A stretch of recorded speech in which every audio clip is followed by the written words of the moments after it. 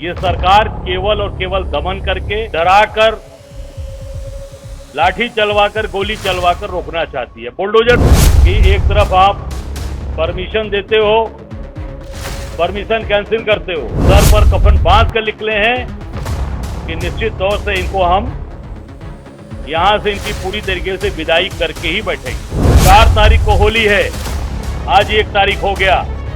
अभी तक मनरेगा के जो मजदूर, जो उसमें काम करने वाले लोग जापान गए, सिंगापुर गए, करोड़ों रुपया खर्चा कर आ गए।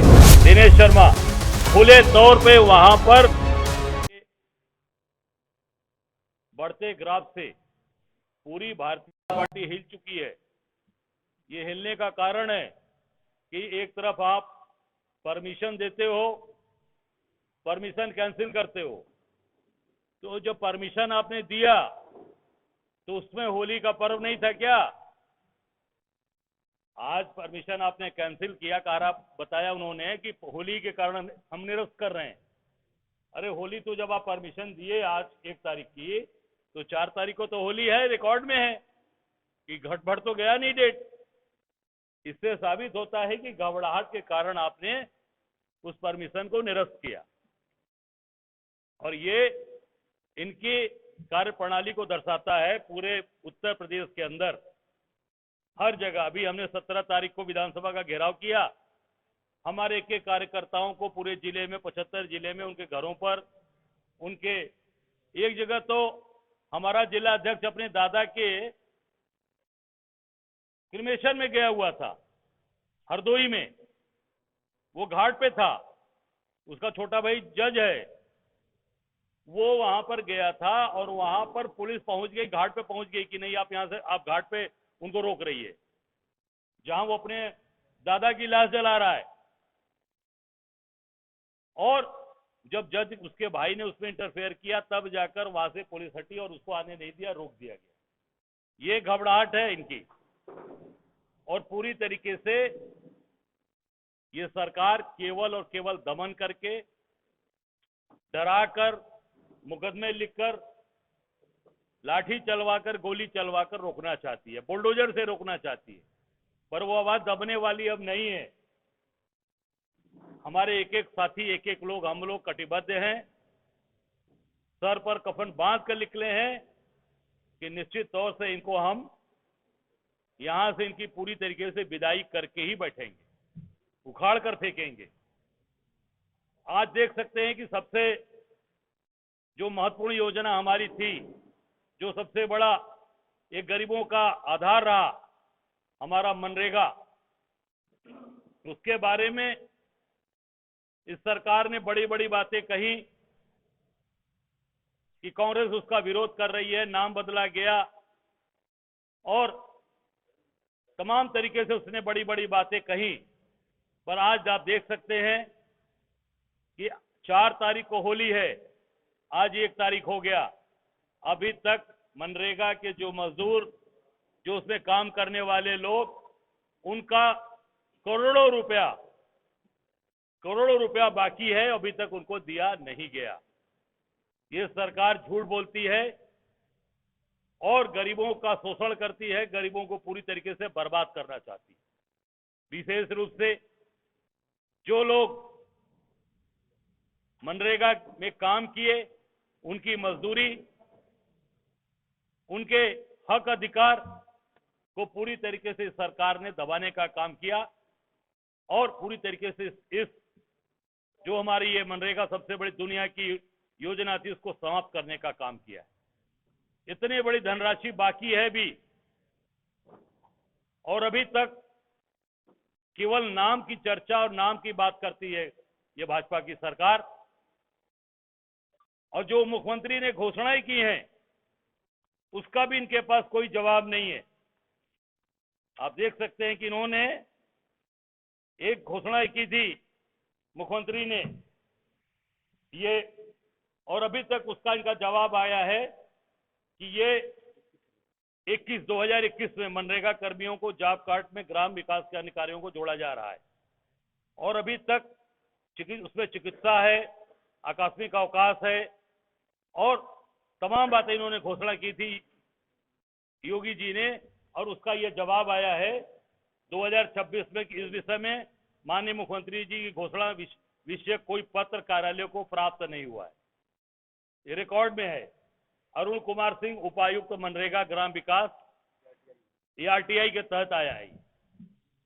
ये पूरी तरीके से केवल और केवल उनको गरीबों को खत्म करना और मनरेगा जो कांग्रेस की दुनिया की सबसे बड़ी योजना थी उसको खत्म करना है। त्योहार है, अभी योगी जी ने कहा कि सारे लोगों की तनख्वाह हम होली के पहले ही दे देंगे। और ये आज इतनी बड़ी संख्या मनरेगा मजदूरों की काम करने वाली, उसमें जो हमारे ग्राम सेवक हैं, मैं गया था अभी प्रयागराज में, वो वहां पर इंद्रपाल सरोज, उसने इतना उसके ऊपर दबाव आर्थिक तंगी का था कि वो बेचारे का ब्रेन स्ट्रोक हुआ और एक्सपायर कर गया। हम लोग उसके घर गए थे कौशाम्बी में। अभी उसी के ठीक पहले आगरा में एक ग्राम सेवक ने सुसाइड कर लिया, आत्महत्या कर लिया, केवल आर्थिक तंगी के कारण। देख सकते हैं आप, ये सरकार चला रहे। अभी आप आदरणीय राजेंद्र पाल जी ने बताया कि फतेहपुर बिंदकी में एक सविता, वहां पर एक जो हमारा ये शिक्षा मित्र जो जिसकी ड्यूटी चुनाव में लगी थी, बीएलओ अखिलेश कुमार सविता, ये अपनी बेटी के लिए छुट्टी का आवेदन दिया था कि मुझे एसआईआर से मुक्त कर दे, अपनी बेटी की हम शादी कर ले, और वहां की एसडीएम और डीएम ने उसको छुट्टी नहीं दिया। और आप देख सकते हैं कि उसके पॉकेट से जो सुसाइड नोट रिकॉर्ड में मिला है, उसमें लिखा है कि एसआईआर 2026 जीवन मुक्ति का टाइटल लिखा हुआ है कि हम जीवन मुक्ति चाहते हैं। आप सोच सकते हैं कि क्या स्थिति बन चुकी है प्रदेश के अंदर। पूरी तरीके से इन सब चीजों को इन्होंने बर्बाद कर दिया और केवल झूठी बातें और बड़ी बड़ी बात करना। जापान गए, सिंगापुर गए, करोड़ों रुपया खर्चा कर आ गए, अभी तक वहां से कोई भी इन्वेस्टमेंट हमारे प्रदेश के अंदर नहीं आया। इसके पहले भी इनके कई मंत्री, सुरेश खन्ना जी से लेकर नंद गोपाल नंदी, ये सब पहले जा चुके अधिकारी। कई बार डेलीगेशन गया जापान, पर अभी तक उत्तर प्रदेश में कोई इन्वेस्टमेंट नहीं आया, क्योंकि चुनाव सामने है। चुनाव में जनता को कैसे बेवकूफ बनाना है, ठगना है, उसमें ये लोग पूरी तरीके से काम करने में माहिर हैं, जनता को ठगने में माहिर है। पर अब जनता जाग चुकी है, अब इनका ठगने का समय नहीं है।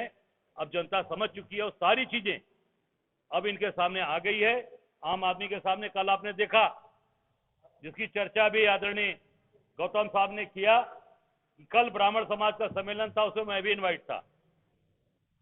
मैं गया था गांधी विद्या संस्थान में, और जिस प्रकार से मैं तो वहां से हम लोग बोलकर चले आए थे, मैं और प्रभारी जी अपनी बात रखकर हम लोग चले आए थे, क्योंकि उनको दिल्ली जाना था। मुझे कार्यक्रम में यहाँ लोगों को मैंने बुला रखा था। जब डिप्टी सीएम बोलने गए, पूर्व डिप्टी सीएम दिनेश शर्मा, खुले तौर पे वहां पर ब्राह्मण समाज ने उनको वहां पर मजबूर किया और वो वहां से मंच छोड़कर भाग गए। बाद में डिप्टी सीएम वर्तमान के गए ब्रजेश पाठक, वो भी झूठी बात कर लोगों को केवल गुमराह कर वहां से भाग लिए। कोई साफ बात, कोई स्पष्ट बात नहीं कर पाए। क्यों? क्योंकि केवल जनता को ठगना, बेवकूफ बनाना, ये इनके पूरी तरीके से इनके कार्य है। और उसके तहत ये इन्होंने आम जनता को केवल और केवल लोगों को ठगने का काम किया। और आपको स्पष्ट मैं कहना चाहूंगा कि अगर ये मनरेगा के मजदूरों का, मनरेगा के जो उसमें काम करने वाले उसमें सुपरवाइजर हैं, उनका अगर ये 10 दिन के अंदर पेमेंट नहीं करेंगे तो हम निश्चित तौर से 75 जिले में हम इस पे धरना प्रदर्शन और उनका जो पैसा है उसको भुगतान के लिए हम पूरे प्रदेश के अंदर धरना प्रदर्शन करेंगे और जिस सरकार को बाध्य करेंगे कि उन मनरेगा मजदूरों के, उन मनरेगा से संबंधित जो भी हमारे उसमें काम करने वाले लोग हैं, उनका भुगतान ये पेमेंट करें। ये निश्चित तौर से हम आज यहाँ घोषणा करते हैं और ये हम करेंगे 10 दिन के अंदर, अगर सरकार ने उनका पेमेंट नहीं किया तो। धन्यवाद।